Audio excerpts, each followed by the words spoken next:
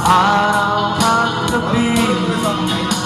Ikaw ang dahilan, hindi ako makatulog sa kakaisip sa'yo, pagkat ikaw